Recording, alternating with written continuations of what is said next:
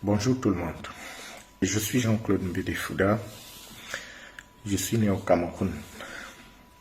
Mon père était originaire de Mbankomo, au péage. Ma mère est originaire de Mbalmayo. Je suis donc petit à 100%. Je suis né dans un pays de 250 ethnies au moins. Depuis 1982, je n'ai connu qu'un seul régime avec un boulot au pouvoir. J'ai à mon temps aussi été perfusé au tribalisme d'État qui voulait que chaque petit devait d'abord soutenir le président Biya parce que c'était un petit. Tous les petits des villes et des villages ont été perfusés au même biberon, ont été nourris au même biberon du tribalisme, où les élites passaient le temps à venir vous dire que vous deviez soutenir Paul Biya. Quand il y a une élection régionale, communale, législative, les élites petits viennent dire à la population qu'il faut voter parce que c'est Paul Biya qu'on doit soutenir. Maintenant qu'il s'agit d'une élection présidentielle et que Paul Biya n'est plus là, Paul Biya est déjà âgé, les élites sont venues dire aux populations que c'est le RDPC qu'il fallait voter. J'avais fait des sorties pour dire à la population, aux jeunes, aux adultes, aux mamans, aux papas des villages petits, qu'il ne s'agissait pas du RDPC cette fois, il s'agissait de Paul Biya, qu'on leur demandait de voter un homme de 93 ans. Mais qu'en fait, il ne s'agissait pas de Paul Biya, mais il s'agissait de toute autre chose. Je veux donc être clair ce matin, et c'est la dernière fois que j'interviens. Je m'adresse d'abord aux petits. Ensuite, je vais m'adresser à toutes les autres ethnies du Cameroun. Ce qui est en train de se jouer est plus grave que le maître Chiroma au pouvoir.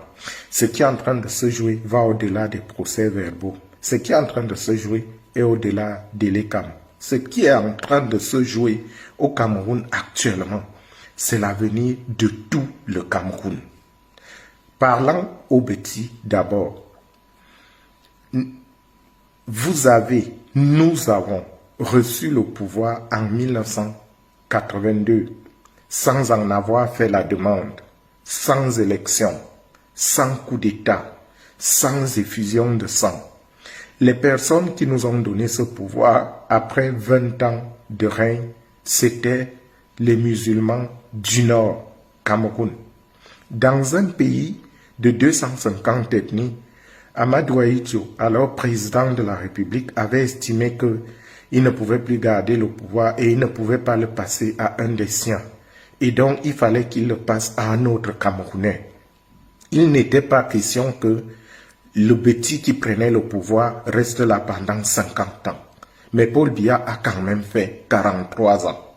Aidé par la clique petit, il a tout fait pour se maintenir au pouvoir. Sauf que nous sommes tous des êtres humains mortels. Paul Biya en fait partie. Il a maintenant 93 ans. Il n'a plus tous ses sens. Il ne peut plus rien faire.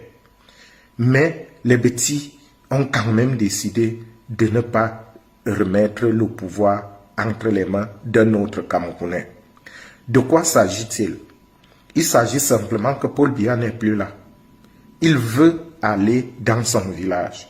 Mais ce sont les petits qui veulent le garder au pouvoir.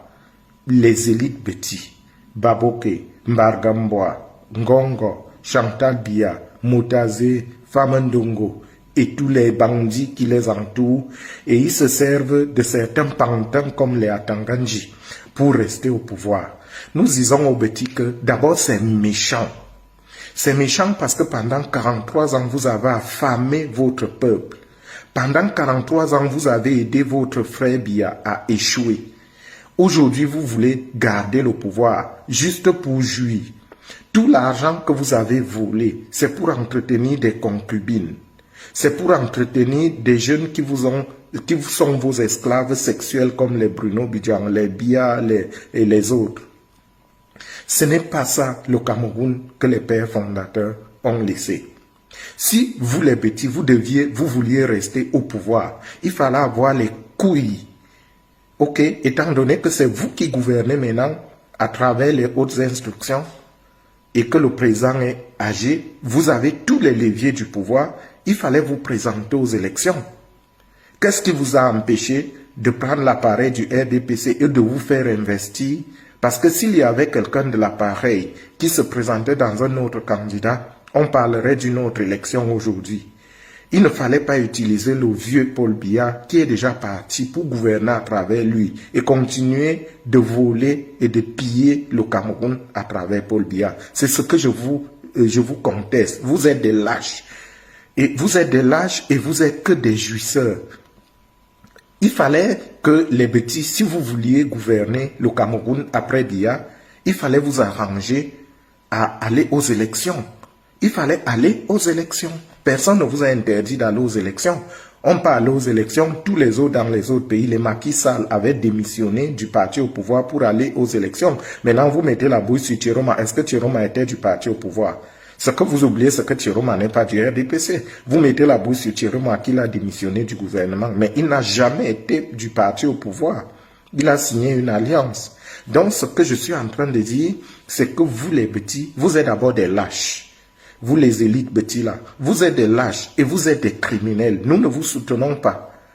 Nous ne vous soutenons, mais absolument pas. Vous êtes des lâches. Il fallait aller aux élections.